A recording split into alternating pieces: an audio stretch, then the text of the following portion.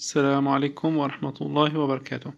في حال عدم تمكننا من التكلم أو عدم سماع الصوت عند تشغيل برنامج الزوم، نذهب إلى الضبط في الجهاز الهاتف، ثم ننتقل إلى التطبيقات.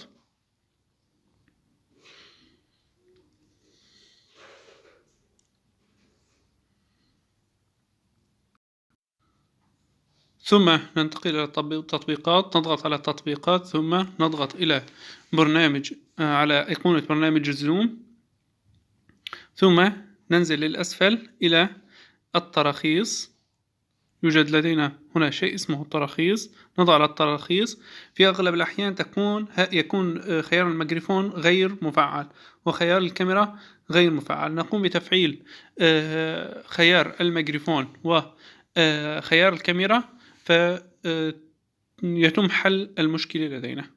والسلام عليكم ورحمة الله وبركاته.